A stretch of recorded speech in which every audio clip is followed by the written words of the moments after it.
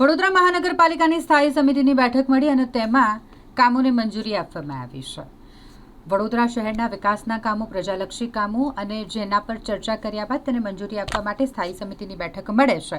આ સ્થાયી સમિતિની બેઠક સ્ટેન્ડિંગ કમિટીના ચેરમેન ડોક્ટર શીતલ મિસ્ત્રીની અધ્યક્ષતામાં મળી અને જેમાં રજૂ થયેલા 7 જેટલા પ્રજાલક્ષી કામો, બધા જ કામો પર જરૂરી ચર્ચા કર્યા બાદ 7 કામોને બહાલી આપવામાં આવી છે। 7 કામોને સ્થાયી સમિતિની બેઠકમાં લીલી ઝંડી મળી।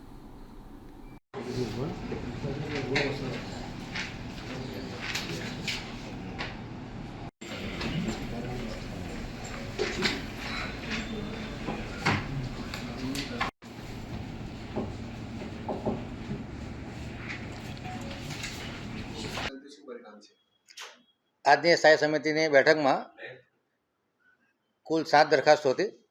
7 દરખાસ્તો મંજૂર કરવામાં આવી છે।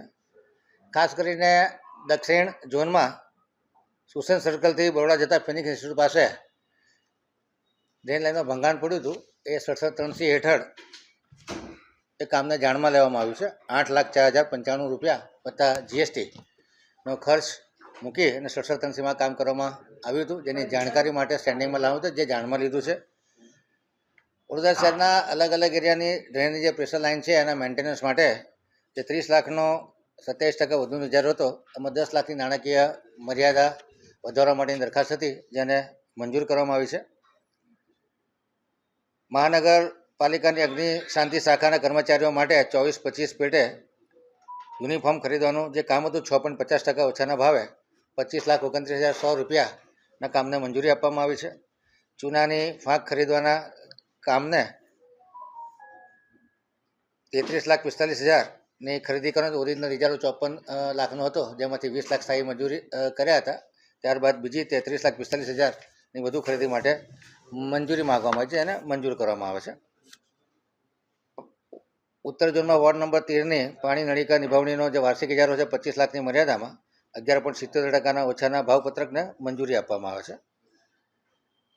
મુખ્ય રસ્તાઓ પર નવીન સેન્ટ્રલ સાઇડ લાઇટિંગ તથા તેની નિભાવણી કરવાના કામે જે ઇજારાથી કેબલ ખરીદવાનો જે લોએસ્ટ ઇજારાદાર હતા 2.3% ઓછા 71,80,950ના ભાવપત્રકને મંજૂરી આપવામાં આવી છે।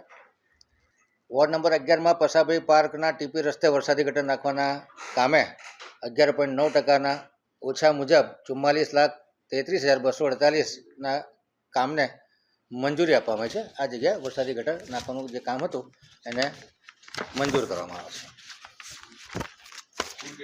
છે।